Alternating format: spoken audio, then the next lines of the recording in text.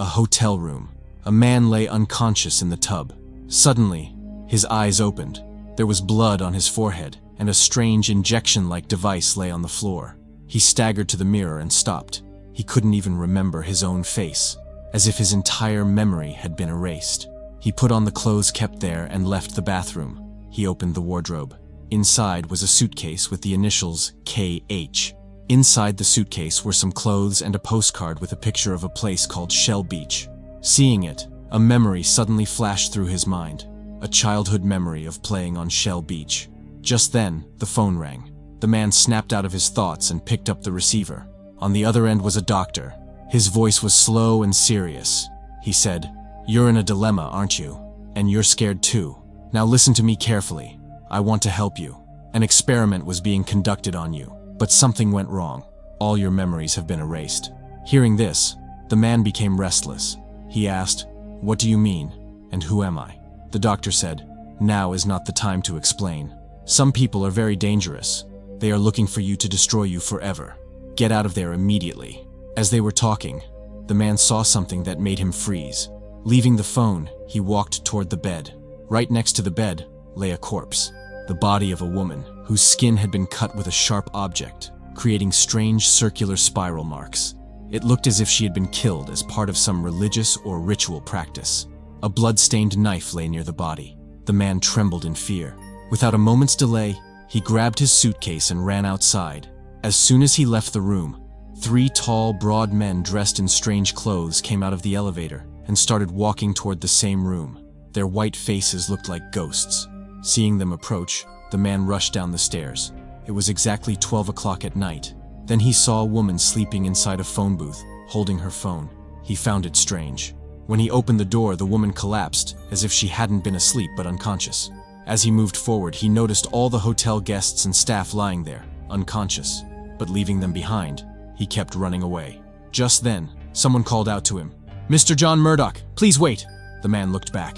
It was the receptionist who had now woken up. Along with him, all the unconscious people had also awakened.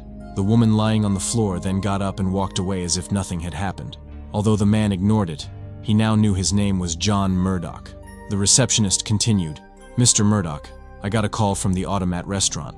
You forgot your wallet there. You'd better get it back. You have to pay the hotel bill for 3 weeks anyway." Hearing this, John was startled. He had no recollection of what he had been doing there for 3 weeks. He left the hotel immediately. He threw his suitcase in the water and ran away. Meanwhile, the receptionist sensed something was wrong with John. When he went to John's room to investigate, the 3 strangers grabbed him and threatened him, demanding to know where John was. The frightened receptionist told them that John had left just 5 minutes ago. Then one of the strangers placed his hand on the receptionist's face and said, "Go back to sleep." The next moment, the receptionist collapsed unconscious. Meanwhile, a woman named Emma was singing at a club in town. She was John Murdock's wife. After the show ended, one of her colleagues handed her a visiting card. It had been left for Emma by an unknown man who introduced himself as John's doctor. Emma went straight to the address. It was the same doctor who had previously warned John over the phone. He was a psychiatrist named Dr. Schreiber. Emma was surprised to learn that John had been in contact with the doctor for quite some time. The doctor explained that John was mentally disturbed. Because of the rift in their relationship, Emma confessed that John had discovered her affair 3 weeks earlier. He left home in anger and hadn't returned since. The doctor warned Emma that John had been deeply traumatized by her betrayal, causing him to lose his memory and fall into poor mental health. It was dangerous to be around John in such a state. Emma was shocked to hear this. The doctor told Emma that if she had any information about John, she should immediately inform him. Meanwhile, a police team had arrived at the hotel from which John had fled some time earlier. Strangely, the hotel receptionist had changed. However, his clothing and manner of speaking matched the previous receptionist. Inspector Bumstead arrived at the hotel room where John had been staying. There, his team discovered the body of a woman who had been slashed with a knife by the murderer. The body belonged to a call girl. However, Bumstead wasn't surprised by the sight of the body, as he had seen 5 similar cases in the past few days. This was a case of serial killing. The murderer was targeting call girls. He would kill them and leave spiral marks on their bodies. Until now, the murderer had eluded the police. But after this murder, Inspector Bumstead was completely convinced that the killer was John Murdock. A short while later, Bumstead was at the police station when a constable approached him. carrying the fingerprint report found at the crime scene. As soon as Bumstead saw the report, his eyes widened in shock. That fingerprint was in a perfect spiral shape. For a moment, he couldn't understand what he was seeing, because human fingerprints are never so curved or spiral-shaped.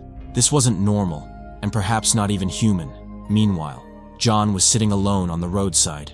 His eyes were fixed on his fingers. He was staring at his fingerprints. The strange thing was that all his fingerprints were in a perfect spiral shape, just like the fingerprints found at the crime scenes. A thought flashed through his mind. Am I the murderer? Had I brutally killed the call girl found in the hotel room? However, John couldn't believe it. When he looked away from his fingers, he saw a restaurant called The Automat, the same restaurant where the hotel receptionist had told him he had forgotten his wallet. John retrieved his wallet from there and checked it. It contained a photo of his wife Emma and his home address. John started walking towards his house. Then, on the way, he saw an advertisement billboard for Shell Beach. He had seen a postcard of the same beach in his suitcase. Hoping he might find some clue to his past, John approached the advertisement board. He happened to feel his coat pocket and found newspaper cutouts reporting the murders of 5 previous call girls. John was terrified, as all these clues pointed to him being the murderer. Before John could recover from the shock, the strangers in black suits arrived. One of them extended his hand and told John, "Now go to sleep," but it had no effect on John. The strangers were also taken aback. They tried to kill him. John was terrified, and suddenly, an invisible energy burst from his mind, shattering the floor and sending all the strangers tumbling down. Seeing this, one stranger exclaimed, "He can tune!" With that, he confronted John. But during the fight, the stranger's head exploded after being hit by the massive arm of the Shell Beach model. At that very moment, John witnessed a horrifying sight. A worm-like creature with tentacles emerged from the stranger's head and died on its own. Terrified, John immediately fled. He wondered what those creatures disguised as humans were. There was a whole colony of them underground, calling each other strange names like Mr. Quick, Mr. Hand, Mr. Knight, and Mr. Face. They also had a leader named Mr. Book. Something about John made them consider him a serious threat, and they were searching for him everywhere to catch him. Meanwhile, John went straight to his house and met Emma. Emma was very worried about John, but John didn't even recognize her. Emma told John everything. John discovering Emma's affair, his leaving the house in anger, and his loss of memory. But John's face remained expressionless, as he couldn't remember anything. Then Emma gave him Dr. Schreiber's card, and told him that Dr. Schreiber could help him. John was just leaving to meet the doctor when Inspector Bumstead arrived and pointed a gun at him. Bumstead had been keeping an eye on John's house for quite some time, and now John was trapped. But then Emma pushed Bumstead away. Seizing the opportunity, John immediately ran down the stairs. But when he reached the bottom, he saw that it was only a basement. He had missed the exit. John was terrified. But then, once again, John's invisible power caused a door to open in the wall. John escaped through it. As soon as he left, the door vanished, leaving Bumstead bewildered, just rubbing his hands.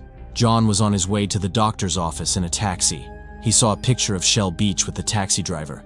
He asked, "Have you ever been to Shell Beach? Do you know the way there?" The driver laughed and said, "Are you kidding? Who doesn't know the way to Shell Beach? I went there for my honeymoon just a few days ago." After saying this, the driver suddenly became quiet. Strangely, he couldn't remember the way to Shell Beach. They arrived at the doctor's office. The doctor was sneaking off somewhere. John followed him. The doctor came to a pool and sat there for hours. A little while later, when the others had left the pool, a stranger in a black coat appeared. Seeing him, the doctor trembled with fear. The stranger said to the doctor, "Dr. Schreiber, it's unfortunate that we have to come to see you here. Do you know how much this damp place causes us pain? Now tell me, why didn't you report to us? You failed to implant a new memory in John Murdock's brain. Don't lie, because this broken injection found at John's hotel is proof that his memory hasn't been replaced yet." Hearing this, the doctor said, "Forgive me. I was going to inject him with a new memory, but he suddenly woke up, attacked me, and ran away." The stranger asked, "Does he have no memories now?" The doctor replied, "Just a few vague memories because the procedure wasn't completed." The doctor continued, "But what's the harm? Just once I get hold of him, I'll inject a new memory into him. Anyway, you've probably made this kind of mistake before when you've changed someone else's memory, right?" But the stranger's face hardened. There was fear in his eyes. The stranger said, "This John Murdock isn't just any ordinary person. He can tune." Hearing this, the doctor was stunned. He said, "That's impossible. I thought only you people have the power to tune." Meanwhile, John was secretly listening in. The stranger said to the doctor, "We're giving you one more chance. Doctor, find John as soon as possible and inject him with a new memory. We'll meet you again tonight after the tuning process. This time there must be no mistakes, Doctor." With this warning, the stranger left. John followed the doctor. After a while, the doctor came to a wall in a secluded area. Suddenly a door appeared and the doctor went inside. As soon as he entered, the door disappeared. John stared at it in astonishment. Sometime later, the doctor was in the stranger's colony, where the strangers were manufacturing random items like family photo albums, personal diaries, identity cards, and wallets in a factory.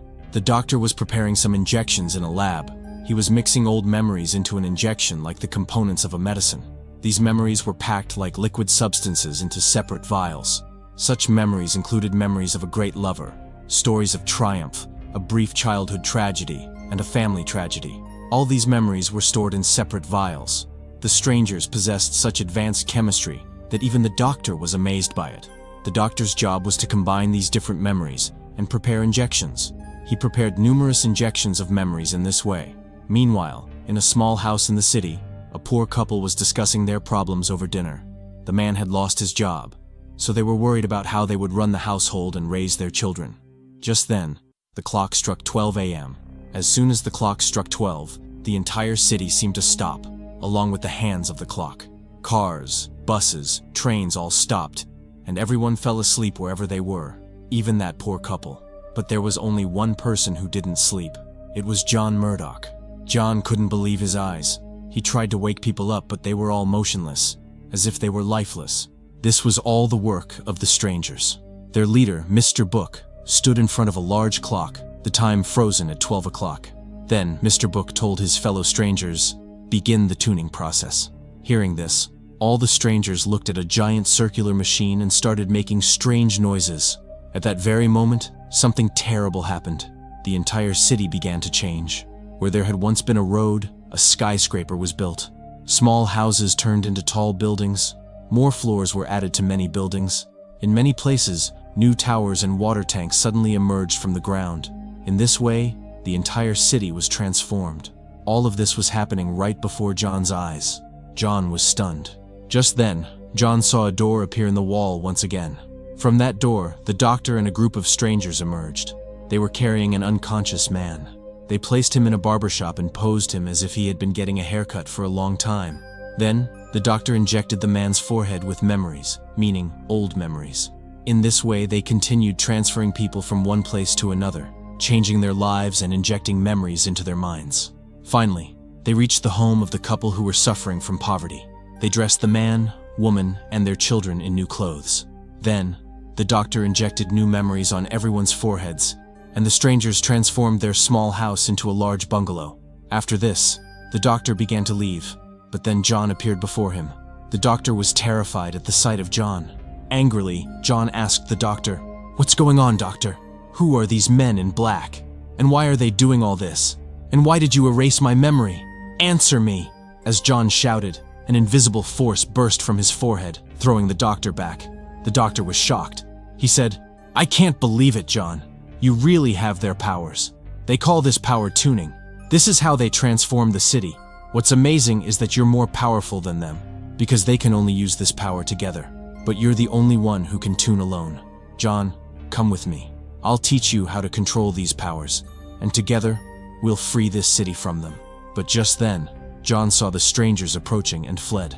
With that, the clock started again, and the city and its people returned to life. But something shocking happened.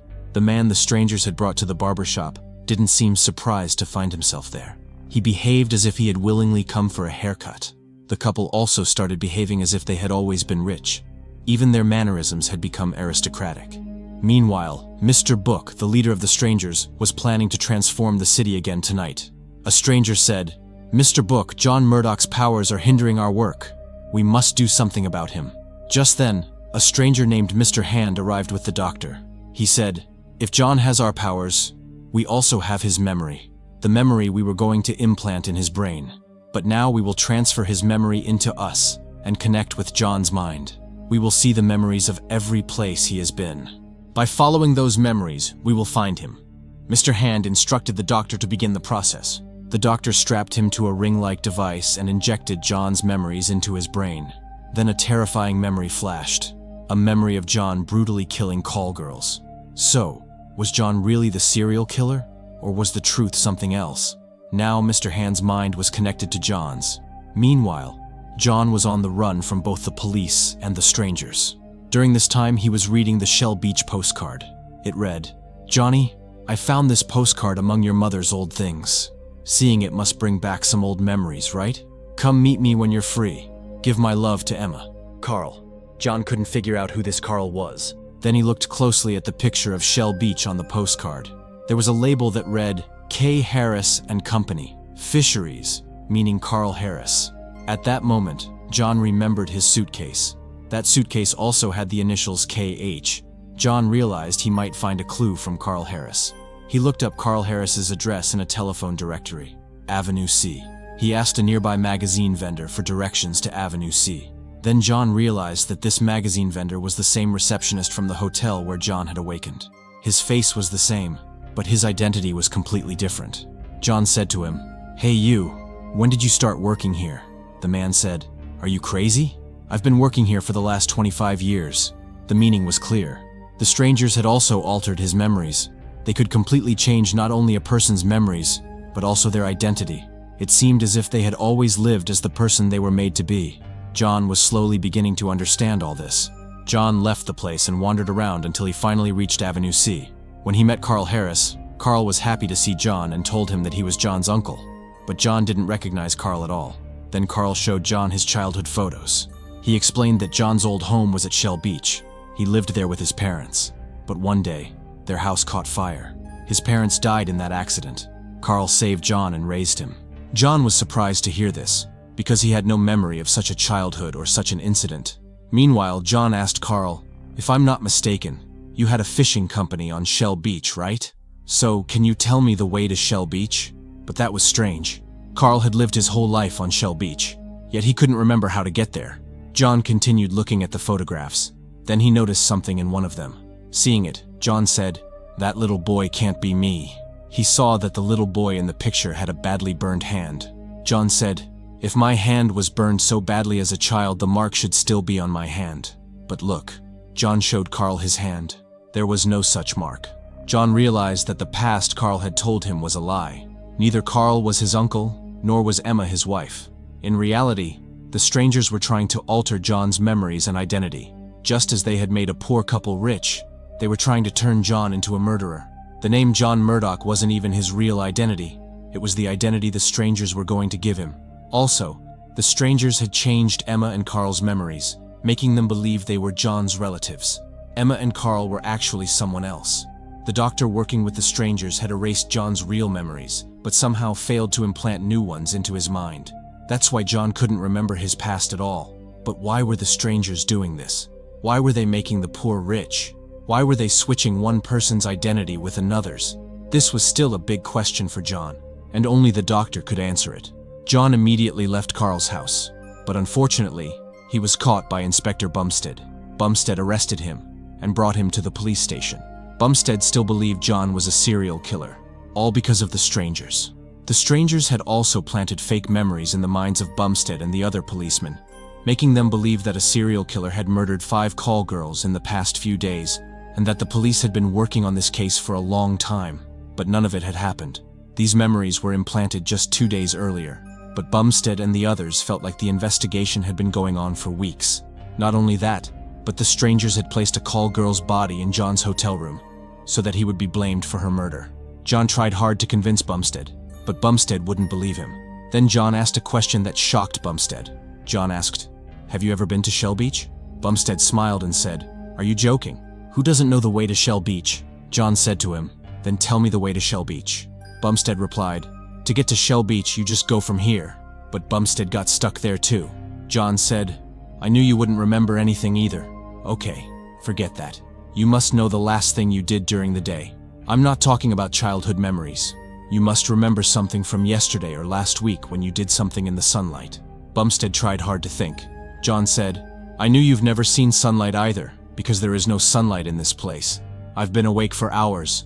It's only night here. There is no morning. Inspector, believe me, I don't know what this city is or why we are here, but I know one thing. We are trapped, and there are some strange people in black suits. They are playing with our lives. But after hearing this, Bumstead became extremely irritated. He said, "Stop talking nonsense. There must be some scientific explanation for all this." Then John focused on a book and made it float in the air with his power. John said, "What explanation can you give for this?" Bumstead was stunned. A short while later, Emma came to meet John. Emma, too, had begun to believe that John was the murderer. She started apologizing, saying that it was all her fault. She wasn't close to him anymore. If she hadn't had an affair, John wouldn't have left home, and he wouldn't have become mentally disturbed. But John said, "Emma, you'll be surprised to hear this, but you never had an affair with anyone. You didn't cheat on me. If I tell you that we met just a day ago, and we didn't even know each other before that, would you believe it?" Emma listened carefully to John. John continued, "Emma, all the memories you have about us meeting 4 years ago, falling in love, getting married, and then fighting, which supposedly made me unstable and start killing girls, these memories are all false. They were planted in your mind just a day ago, but they must feel like your real memories, as if they happened long ago. Emma, all this is being done by those strangers. I don't know who they are or what they want." Emma said, "John, no matter what, even if our past is false, my love for you is real." Hearing this, John became emotional. Just then, the police took John away again and locked him in the cell. At that moment, the stranger Mr. Hand arrived at the police station with his companions. Following John's memories, he used his power to put all the policemen to sleep and went to the lockup to capture John. But to their surprise, John was gone. In fact, Bumstead had secretly freed John because he had started believing him. John went straight to Dr. Schreiber. The doctor was relieved to see John alive. John asked directly, "Doctor, my patience is running out. Tell me the truth. Who are those strangers and what is happening here?" The doctor said, "John, for now, all I can tell you is that you and everyone in this city are part of the stranger's experiment." As he said this, the doctor pointed a gun at John and tried to inject him. The doctor said, "John, I can't explain right now. You need to inject this into yourself." But then Bumstead entered and aimed his gun at the doctor. He took the doctor's gun away and threw it aside, and John snatched the injection from the doctor's hand. John asked, "Tell me the truth, doctor. What is in this injection?" The doctor replied, "Believe me, John, it contains all the answers you are searching for." But John put the injection into his coat pocket and said, "If you want to stay alive, doctor, take us to Shell Beach." John and Bumstead immediately left for Shell Beach with the doctor. On the way, John pressured the doctor to tell him more about the strangers. The doctor said, "I don't know who these strangers truly are, but they kidnapped us and brought us to this strange city. This city and everyone in it are just a part of their experiment. They constantly alter our memories, transferring them from one person to another. For example, a man may be an inspector today and become a murderer tomorrow. They change everything, our friends, relatives, and even this city, in a way that makes those memories feel old and real. Through all this, they want to understand humans. They want to learn what makes us different from each other. Are our thoughts shaped by our memories and experiences, or is it something else, like our soul?" Bumstead asked, "But what is their motive behind understanding us humans?" The doctor replied, "Because they are dying. Their entire species is on the verge of extinction. They believe that by understanding us, they can save their own species. In reality, these creatures have a hive mind. That means each stranger doesn't think individually. They are all connected to a single mind. Whatever one stranger thinks is instantly transmitted to everyone else. So they have no individual feelings and no unique identities. But we humans have different personalities. We think in our own ways, and our souls are different, which makes us different from them. They believe this is a blessing they never received, and because of that, their species is in danger. That's why they want to understand how our minds, our souls, and our memories work, so they can make themselves more like us. But their science is far more advanced than ours. If they want to understand the mindset of a killer, they simply insert a killer's memories into the mind of an ordinary person. They give them a fake family, fake friends, and a completely fake past. Just like what they were planning to do with you, John. They must have changed your memories dozens of times before, but this time they wanted to see if giving you the memories of a killer would turn you into a real killer too. But John, look at the miracle of nature. You evolved and became like them. You learned their power of tuning on your own. They use this power to control everything and to build this entire city. They have a colony buried underground with a machine that focuses their mind power. They control everything here, even the sun. That's why it is always dark. They cannot survive in the light. John asked, "But why are you helping them?" The doctor replied, "They needed someone who understood the mind. They taught me their science because they needed me, but they erased my entire past." John asked again, "You say they brought us here, but from where?" The doctor replied, "Sorry, John. I don't remember. No one remembers. Who were we before? Where did we live? What did we do?" While they were talking, the doctor led them to the edge of the city. But there was no sea, only a huge poster of Shell Beach. John angrily tore it down. Behind it was a solid wall. John and Bumstead smashed the wall with a hammer, and the sight in front of them was shocking. Beyond the wall was space. This meant they were floating in space right now. Just then, Mr. Hand arrived with his companions. They had also captured Emma.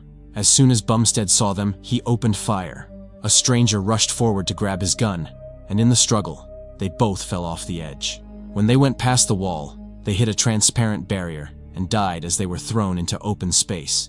With this, the truth became clear. The city was circular, floating like a spaceship, and below, it was the strangers' colony. A transparent shield covered the entire city, making the air breathable. John now understood that the strangers were aliens disguised as humans. Before John could fight back, Mr. Hand knocked him unconscious with his powers and took him to their colony. They tied John inside a large ring and called the doctor. Mr. Book, the leader of the strangers, announced, "Friends, in John Murdock, we have finally found what we have been searching for, what the doctor calls the human soul. Now, it is time to end this experiment." The strangers wanted to implant their collective memory into John's brain, meaning the memory that connects all the strangers as one. That would completely transform John into one of them and allow them to share his soul. They called the doctor to perform the procedure, but the doctor cleverly replaced the injections containing the strangers' memories with the injections John had taken earlier and kept in his coat pocket. The doctor injected them into John's brain. He had filled that syringe with the memory of John teaching him how to use the stranger's powers. When John regained consciousness, he had learned how to fully control these powers. He was now a completely different person, the one the doctor had prepared to destroy the strangers. As soon as he woke up, John used his power to attack the strangers. He killed them one by one, including their leader.